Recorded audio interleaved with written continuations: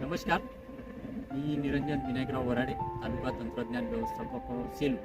आपले आत्मा वर्धा सेलू या यूट्यूब चॅनलमध्ये खूप खूप स्वागत करतो. आपला आजचा हा जो व्हिडिओ असणार आहे, हा रुंद सरीवरंबा पद्धतीने सोयाबीनची लागवड या विषयावर होणार आहे. आता तुम्ही बघू शकता माझ्या मागे ही सोयाबीनची पीक आहे. या सोयाबीनच्या पीकमध्ये मला सरी दिसते आहे. 7 तास इकडे सोयाबीनची लागवड केलेली आहे. त्यानंतर 2 तास जे आहे ते आंतरपीक म्हणून तुरी दिलेले आहे आणि या तुरीचं अंतर जे आहे ते जवळपास 3 फुटाचं ठेवलेलं आहे आणि 2 सोयाबीनचे जे तास आहेत या 2 तासाचं अंतर 18 इंच ठेवलेलं आहे. असे 6 तास टाकी सोयाबीन, त्यानंतर तूर, त्यानंतर सरी आणि त्यानंतर पुन्हा तूर आणि 6 तास सोयाबीन अशा पद्धतीने केलेले आहे. तर या पद्धतीमध्ये मुख्यतः सांगायचं झालं तर बऱ्याचदा शेतकऱ्याचा असा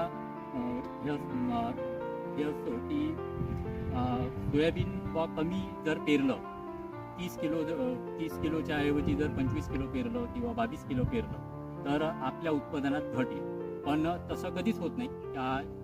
जेव्हा जनरली आपण शेतामध्ये बघतो त्यावेळेला आपल्याला असं आढळते जे शेतामध्ये फिरताना की जे धुऱ्यावरचे जे झाडं आहे, जे धुऱ्याला लागून जे झाडं आहे त्या झाडांना चांगले फुलं लागलेले आहे, त्या झाडांची वाढ चांगली झालेली आहे. हे असते पुरेसा सूर्यप्रकाश आणि पुरेशी हवा त्या झाडांना मिळाल्यामुळे ते झाडं जे आहे उत्पादनामध्ये सरस ठरतात. तर आता या प्लॉटमध्ये आपण एकरी 25 किलो सोयाबीनची लागवड केलेली पेरणी केलेली आहे, 25 किलो सोयाबीनची. आणि त्यानंतर इथे तुम्हाला एक सरी दिसत आहे. ही सरीमध्ये बघू शकता की हे संपूर्ण शेतातलं जे पाणी आहे या सरीमध्ये येऊन साचलेला आहे. त्याच्यामुळे हा जो गाळ आहे हा इथे तयार झालेला आहे. त्यानंतर तुरी जे आहे ह्या वरंब्यावर आहे आणि सोयाबीन जे आहे ते पण वरंब्यावर घेतलेलं आहे आणि ही मध्ये मध्ये सरी काढलेली आहे.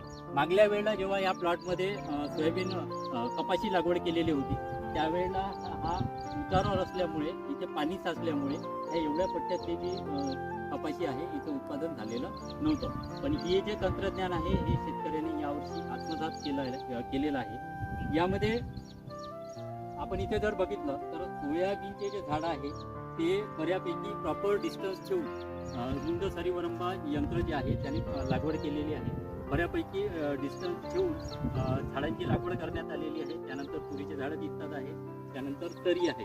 तर ज्या वेळेला खूप जोराचा पाऊस येतो आणि जोराचा पाऊस आल्यानंतर सोयाबीन जसं पाणी या सोयाबीनला जरी जास्त लागत असलं तरी हे पाण्यासाठी खूप सेन्सिटिव्ह झाड आहे.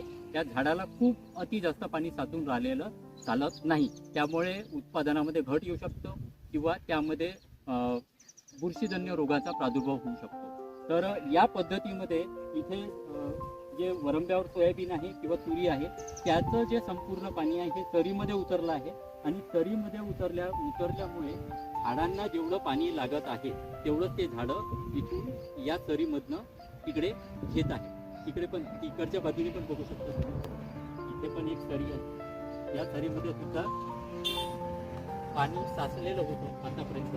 सध्या पाऊस नाही आहे त्यामुळे ते पाणी साचून नाही आहे तरी इथे पाणी साचलं. जे पाणी निघून जाण्याची जे दिशा आहे ती संपूर्ण बाहेर काढलेली आहे. त्यामुळे जे पाणी अतिरिक्त जे पाणी आहे ते शेतामध्ये काढता येईल. पुन्हा या तंत्रज्ञानाचा आणखी एक फायदा असा आहे की काही वेळेला असं होतं की 8-15 दिवस पाऊस येतो आणि त्यानंतर पुन्हा 15-20 दिवसाचा पावसामध्ये खंड पडतो आणि ज्या वेळेला शेंगा धरण्याची अवस्था पिकामध्ये असते, सोयाबीनमध्ये असते, त्यावेळेला हा जो पिरियड असतो हा पाण्यासाठी अति जास्त संवेदनशील मानला जातो. त्यावेळेला जर सोयाबीनला पाणी मिळालं नाही तर त्यावेळेला शेंगा न भरणे यासारखा प्रकार उद्भवू शकतो. तर या सरीवरंबा पद्धतीमध्ये जर आपल्याकडे पाणी उपलब्ध असलं तर आपण या सरीमधनं स्प्रिंकलरचे पाईप टाकून या झाडांना सिंचन सुद्धा करू शकतो.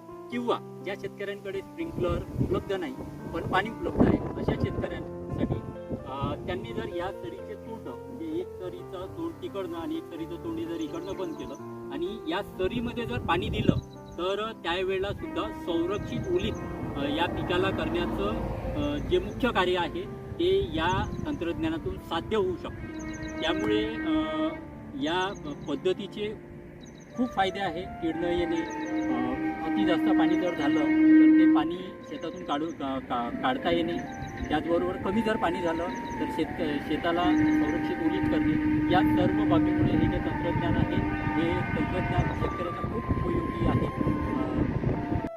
पुन्हा जो सरीवरंब पद्धतीचा एक फायदा आहे तो असा आहे की ज्या वेळेला कीड आणि किडीचा जेव्हा प्रादुर्भाव शेतामध्ये होतो तर त्यावेळेला ते तासाला जेव्हा लागून असतात तर ती जी कीड आहे या तासामध्ये लवकर म्हणजे व्होरॅशियसली खाऊ शकते किंवा पटापट दुसऱ्या तासांवर जाऊ शकते. परंतु या पद्धतीमध्ये असं आहे की एखाद्या या तासामध्ये समजा किडीचा प्रादुर्भाव झालेला आहे तर ती कीड फक्त या तासापर्यंत सीमित राहिलेली आहे.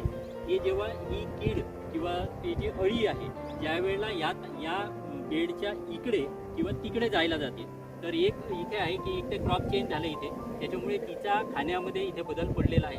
इथे तुरीचं झाड आहे आणि इथे सोयाबीनचं झाड आहे. त्याचबरोबर जेव्हा अळी या भागातून या तासामध्ये जेव्हा जाण्याचा प्रयत्न करते तर तिच्यामध्ये आडवी जी आहे सरी येते. यामध्ये जर पाणी असलं किंवा गाळ जर असला तर त्या अळीला इथून इकडच्या पट्ट्यामध्ये जाण्यासाठी अडथळा निर्माण होतो. त्यामुळे जो किडीचा जो प्रादुर्भाव आहे हा एका भागातून दुसऱ्या भागामध्ये जाण्यासाठी अडथळा सुद्धा आणण्याचं काम जे आहे या सरीमधून आपल्याला इथून साध्य करता येते. त्यानंतर तिसरा फायदा असा आहे की ज्या वेळेला सप्टेंबरकडे ऑगस्टच्या शेवटी किंवा सप्टेंबरकडे फवारा मारण्याची ज्या वेळेला वेळ येते तर आपण बघितलं असेल की ज्या वेळेला सोयाबीनची खूप वाढ झालेली आहे त्यावेळेला सोयाबीनमध्ये फिरणं आणि फवारणी करणं हे खूप अशक्य बाब होऊन जाते. त्यावेळेला जर फवारा करायचा आहे तर या सरीमधून फिरून आपण इकडच्या बाजूला आणि इकडच्या बाजूला दोन्ही बाजूला फवारा सुद्धा करू शकतो. हा सुद्धा या पद्धतीचा खूप मोठा फायदा आहे. त्यामुळे आत्मा वर्धा तर्फे आपल्या सेलू तालुक्यातील सर्व शेतकऱ्यांना माझी विनंती असेल आणि ज्यांनी यावर्षी बऱ्यापैकी भरपूर शेतकऱ्यांनी रुंद सरीवरंबा पद्धतीने यावेळेला लागवड केलेली आहे. तसंच काही शेतकऱ्यांनी ज्यांना रुंद सरीवरंबा पद्धतीने लागवड करणं शक्य झालं नाही किंवा ज्यांच्याकडे यंत्र उपलब्ध झाले नाही तर त्यांनी पट्टा पद्धतीने सुद्धा लागवड केलेली आहे. तर अशा हे जे तंत्रज्ञान आत्मसात करणाऱ्या सर्व शेतकऱ्यांचे मी खूप खूप अभिनंदन करतो. आणि असाच जे नवीन तंत्रज्ञान आहे, नवीन तंत्रज्ञानावर जे आपल्या तालुक्यामध्ये जे शेतकरी नवीन तंत्रज्ञान आत्मसात करतात ते आम्ही तालुकाभर फिरून आपल्यापर्यंत पोहोचण्याचं काम करू. धन्यवाद. आपण आमचा व्हिडिओ बघितला त्याबद्दल मी आत्मा वर्धा सेलू यूट्यूब चॅनलतर्फे आपले